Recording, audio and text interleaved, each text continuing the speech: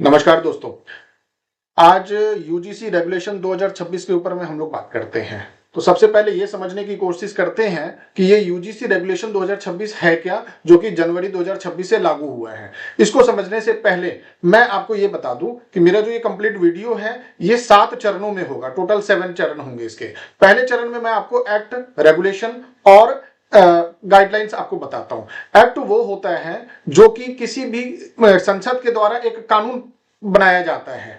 Regulation क्या होता है? रेगुलेशन ये होते हैं कि जो एक्ट के अंदर में कानून नहीं है, लेकिन एक्ट के अंदर में रेगुलेशन मतलब चलाने के लिए, एक रेगुलेट करने के लिए एक व्यवस्था बनाया जाता है।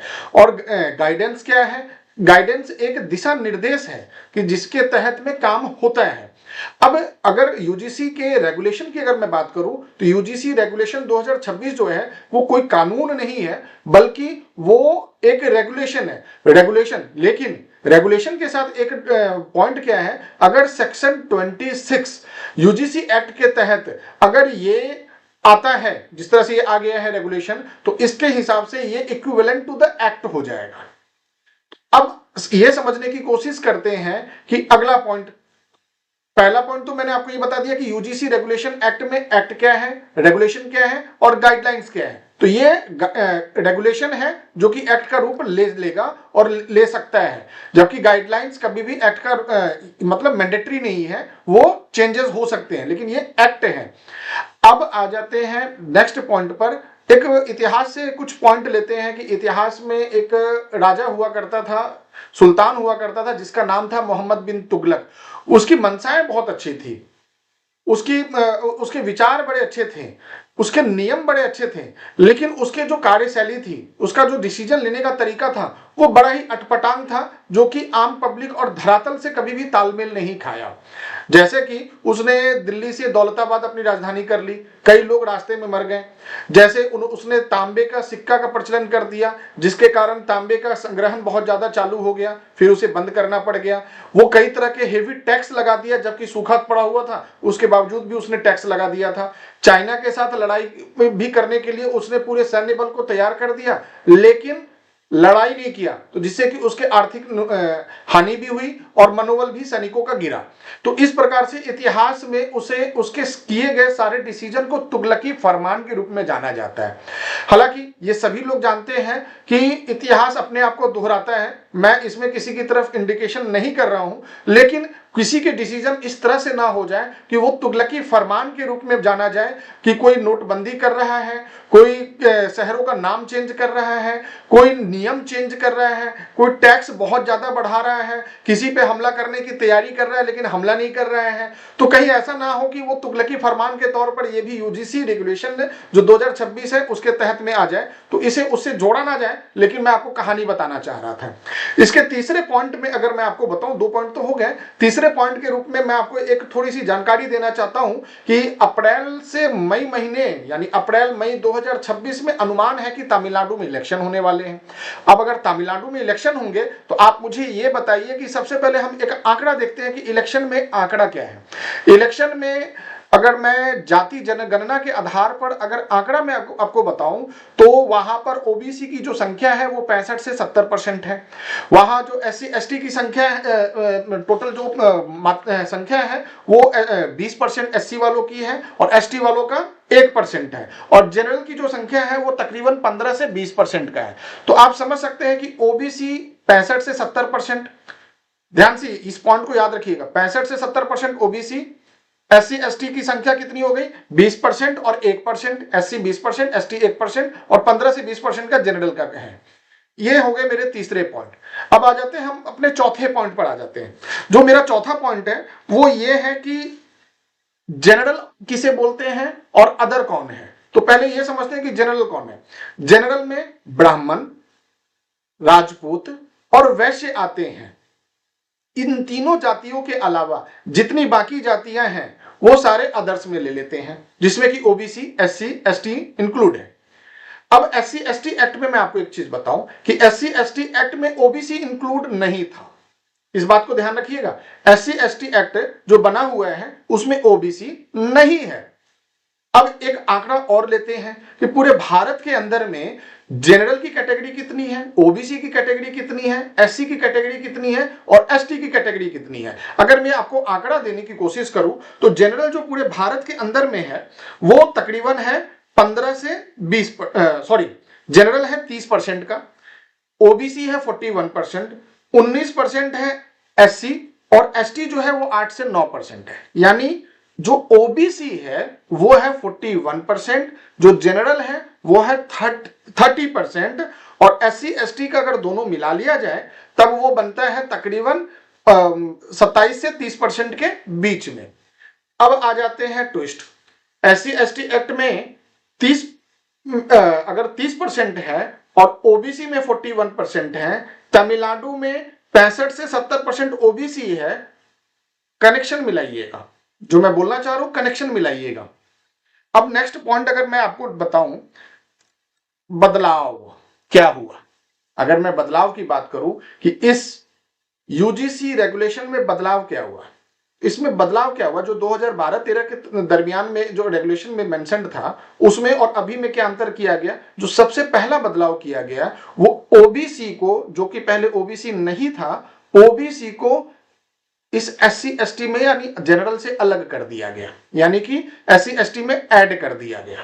पहला बदलाव 2012-13 में नहीं थी, ओबीसी को लाकर रख दिया गया एससी एसटी के साथ में, पहला बदलाव। दूसरा बदलाव इन्होंने क्या किया, दूसरा बदलाव किया कि किसी भी तरह के फॉल्स अगर केस अगर किसी ने किसी के ऊपर में अगर कर दिया, फॉल्स केस अगर किसी ने किसी के ऊपर में कर दिया तो उसके ऊपर में किसी भी तरह की एक्शन नहीं लिया जाएगा, जो कि 2012-13 में थे। इस बार रेगुलेशन जो 2026 के उसमें नहीं है। तीसरा जो बदलाव किया गया है वो किया गया है कि कमिटी बनाई गई है कि आप फास्ट ट्रैक के तौर पे 30 से 45 दिनों के अंदर में रिपोर्ट देंगे, क्योंकि जिसके अगेंस्ट में अगर हो रहा है, अगर मान लीजिए किसी भी नॉन जनरल के द्वारा यानी ओबीसी एससी एसटी के द्वारा किसी भी तरह का अगर कंप्लेन ऑनलाइन या ऑफलाइन के तहत किया जाता है तो उससे 30 से 45 दिनों में उसका कंप्लीट रिपोर्ट फाइल करना पड़ेगा, किसी यूजीसी वाले को देना पड़ेगा, जो कि उनके पास में साल में 2 बार मीटिंग बैठेगी, वहां पर उनके सामने में सबमिट करना पड़ेगा। अब आ जाते हैं कि भाई ये रिपोर्ट जो कमेटी है, इस कमेटी में कौन है, तो कमेटी में उस इंस्टीट्यूशन के जो हेड होंगे वो होंगे। दूसरा, ओबीसी के तरफ से एक मेंबर होगा, एससी की तरफ से एक मेंबर होगा, एसटी की तरफ से एक मेंबर होगा, लेडीज की तरफ से एक मेंबर होगा और हैंडीकैप्ड की तरफ से एक मेंबर होगा। लेकिन जनरल की तरफ से कोई मेंबर नहीं होगा। आर्टिकल 14 समानता का अधिकार यहां पूरा उल्लंघन हो रहा है, इस बात का ध्यान रखिएगा। आर्टिकल 14 पूरा का पूरा उल्लंघन किया जा रहा है यहां पर। अब अगला आ जाते हैं नेक्स्ट पॉइंट पर। इस तरह के बदलाव से, इस तरह का जो बदलाव किया जा रहा है, इससे सिर्फ एक जाति को टारगेट किया जा रहा है, सिर्फ एक जाति को टारगेट किया जा रहा है। जाति नहीं बल्कि एक ग्रुप को टारगेट किया जा रहा है, वो ग्रुप है जनरल ग्रुप, यानी कि ब्राह्मण, क्षत्रिय और वैश्य। क्या समानता, संविधान में समानता का अधिकार में कहीं ये बोला गया है कि इसमें आपको किसी को डाउन करके किसी को उठाना है? नहीं। क्या एससी एसटी एक्ट में भी सुप्रीम कोर्ट ने कई बार ये बोला है कि किसी के अगेंस्ट में केस अगर हो रहा है और गलत जिस तरह से केस पाए गए हैं मात्रा में ज्यादा, आपने कई ऐसे मामले देखे होंगे जिसमें कि गलत आरोप लगाए गए हैं बिना सबूत के, कई ऐसे मामले भी हैं कि जो गलत साबित भी हुए हैं, जिस पर सुप्रीम कोर्ट के कई बार टिप्पणियां भी आई हुई हैं कि ये गलत है और इस तरह की मानसिकता के साथ नहीं किया जाना चाहिए, इस तरह बहुत ध्यान से इसकी इंक्वायरी होनी चाहिए। तो अब मुझे ये बताएं कि क्या किसी एक वर्ग विशेष के अगेंस्ट में माहौल बनाना कहीं से भी संविधान के विपरीत है या संविधान के आधार पर है? ये सबसे बड़ा सवाल इसमें उठ रहा है। नेक्स्ट, अगर मैं आपसे अगर बोलूं कि बदलाव के तौर पे ओबीसी को ऐड कर दिया गया, फॉल्स केस को हटा दिया गया और कमिटी में जनरल को नहीं रखा गया, देन आर्टिकल 14 समानता का अधिकार नहीं मिला। आर्टिकल 15 जो कि जाति, तो जाति में ये कहां लिखा हुआ है आर्टिकल 15 में कि सिर्फ एससी एसटी की जाति के ही साथ भेदभाव को कंट्रोल करना है? क्या ब्राह्मण के साथ, राजपूत के साथ और बनिया जाति वैश्य जाति के साथ भेदभाव अगर कोई कर रहा है तो उसको कंट्रोल कोई करेगा या नहीं करेगा? तो क्या यहां पर आर्टिकल 15 का उल्लंघन है या नहीं है? आर्टिकल अगर 21 की अगर बात करें जो कि दिशा निर्देश के से रिलेटेड है, अगर उसके आधार पर अगर देखें आप 21 जो कि एक तरीके से जो न्यायपूर्ण प्रक्रिया है, अगर न्यायपूर्ण प्रक्रिया के तौर पर देखें तो जनरल कैटेगरी को उस कमेटी में नहीं रखना, क्या वो न्यायपूर्ण प्रक्रिया का एक पार्ट है? आपने एक स्क्वाड की व्यवस्था कर दी कि कॉलेज में या उस इंस्टीट्यूशन के पास एक स्क्वाड टीम रखा जाएगा और उस स्क्वाड टीम का जो काम होगा वो क्या काम होगा, वो ये देखेगा कि किसी के साथ भेदभाव हो रहा है कि नहीं हो रहा है, वो मतलब नन जनरल के साथ भेदभाव हो रहा है कि नहीं हो रहा है। तो क्या जनरल के साथ भेदभाव नहीं हो सकता है? क्या किसी एक को आप बिना सबूत के, मतलब बोलते हैं ना कि कल्प्रिट को, दोषी को आप सजा दो, लेकिन बिना दोषी के ही आप किसी एक जाति को और एक समुदाय को आपने दोषी ही करार दे दिया और उसके अगेंस्ट में आपने एक बैरियर खड़ा कर दिया, क्या यह कहीं से भी उचित है? आपने एक स्क्वाड बना दिया, किसके लिए? कि भैया SC ST या नन जनरल वालों के साथ या ओबीसी वालों के साथ किसी भी तरह का भेदभाव नहीं होना चाहिए, जबकि आपको क्या करना चाहिए था, एक नॉर्मल बनाना चाहिए था कि किसी के साथ नहीं होना चाहिए था, समानता होना चाहिए था, लेकिन आपने क्या किया, डिस्क्रिमिनेशन कर दिया, यहां बांट दिया आपने। नेक्स्ट अगर हम लोग अपने पॉइंट की बात करें, एक छोटा सा सवाल इसमें उठ के आ रहा है कि क्या इसमें इस रेगुलेशन के तहत मितव्ययिता यानी गलत इसका उपयोग होने की संभावनाएं बढ़ेंगी कि नहीं बढ़ेंगी? क्योंकि कभी भी किसी भी तरह के कानून में, किसी भी तरह के गाइडलाइंस में या किसी भी तरह के रेगुलेशंस के अंदर में हमेशा एक चीज देखा जाता है, सेफ गार्ड, कि कहीं इसका दुरुपयोग ना हो और इसका सेफ गार्ड क्या है। तो इस रेगुलेशन का सेफ गार्ड क्या है, इसका जवाब दिया जाए। जनरल के बच्चों को सेफ गार्ड कहां मिल रहा है, इसका जवाब दिया जाए। अब दूसरा इस पर एक सवाल यह भी है कि अगर मान लीजिए एक जनरल की लड़की है, उस लड़की को किसी नन जनरल वाले ने प्रपोज किया और अगर उस लड़की ने मना कर दिया और उस नन जनरल वाले ने अगर उस पर केस कर दिया SC ST एक्ट के तहत में, तो क्या ये सही है, क्या ये उचित है? अब आप ये बताइए कि इसका मिसयूज हो सकता है कि नहीं हो सकता है, उस लड़की का कैरियर आप खत्म करेंगे कि नहीं करेंगे? बहुत सोचनीय है, क्योंकि सेफ गार्ड नहीं है इस रेगुलेशन के अंदर में, कोई सेफ गार्ड नहीं है इसमें। FIR की तो संभावना नहीं है, ये तो ठीक है कि इसमें रेगुलेशन में FIR नहीं है, लेकिन इस रेगुलेशन में टर्मिनेशन के तो हैं। आपने जिस प्रकार से अगर कोई इंस्टीट्यूशन इस पर एक्शन नहीं लेता है तो आपने क्या कर दिया, यूजीसी वाले उसके जो दान है यानी जो डोनेशन है वो बंद कर देंगे। यूजीसी वाले क्या करेंगे, उसके जो लाइसेंस है वो बंद कर देंगे। यूजीसी वाले क्या करेंगे, जो डिग्री वो देता है वो बंद कर देंगे।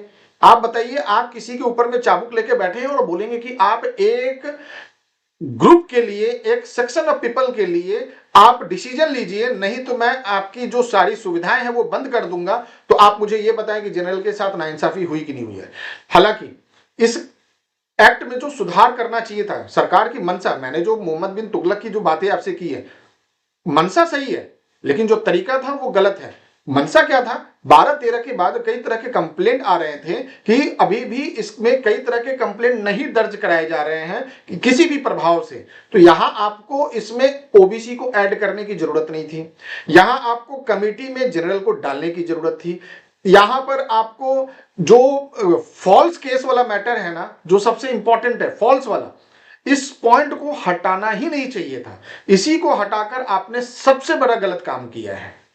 तो ओवरऑल अगर मैं इस पूरे प्रकरण को अगर देखता हूं ना, तो ये एक इलेक्शन से रिलेटेड मामला मुझे लग रहा है। तमिलनाडु का इलेक्शन है और बीजेपी और केंद्र शासित केंद्र की जो सरकार है उनका तो शुरू से आदत है, बिहार की जनता को जिस प्रकार से 10,000 रुपए मिले और इलेक्शन खत्म होने के बाद और रिजल्ट के बाद 10,000 रुपए वापस भी मांगे गए हैं और आगे का जो 2 लाख रुपए का देना था वो भी बंद हो गया।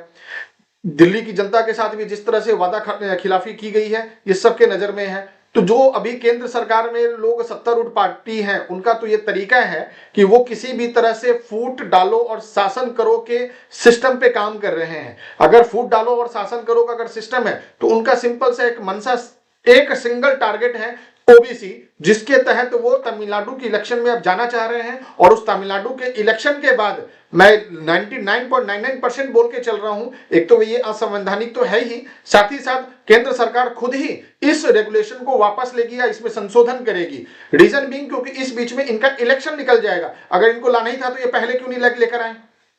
आप ये पहले ही क्यों नहीं लेकर आए बिहार के इलेक्शन के टाइम में, ये तमिलनाडु के इलेक्शन के टाइम में, और इस बीच में 2 महीने का टाइम दिया गया, जो कुछ सुप्रीम कोर्ट के वकीलों के द्वारा जो पिटीशन फाइल किया गया है उसमें 2 महीने का टाइम लिया गया है। आप ये खुद सोचिए कि 2 महीने का टाइम अगर लिया गया है तो मुझे ये बताएं कि जब अप्रैल मई में इलेक्शन ही है और इस 2 महीने के अंदर में जब इलेक्शन हो नहीं है, मतलब 2 महीने के बाद इलेक्शन होने, पहले डेट में तो डिसीजन होना नहीं है, पहले डेट में तो सामने वाले को समन किया जाएगा। तो आप ये खुद सोच के देखिए कि ये पूरा का पूरा जो समीकरण है समय के साथ, जाति के जो तालमेल है इसके साथ में, तो ये खिलवाड़ कर रहे हैं। सारा मोटिव इनका सिर्फ कुर्सी है और आपस में सबको वो लड़वा के मरेंगे, मतलब सबको लड़ना है। पहले हिंदू मुस्लिम किया, अब ये जातिवाद करेंगे, क्योंकि इनका सिर्फ एक सिंगल टारगेट है, कुर्सी और कुछ नहीं। सत्ता के लिए कुछ भी कर सकते हैं। और मैं यूजीसी रेगुलेशन 2026 का पूरा विरोध करता हूं और ये असंवैधानिक है और इसका मतलब बाईबैक होना चाहिए, इसको वापस लिया जाना चाहिए। नमस्कार दोस्तों।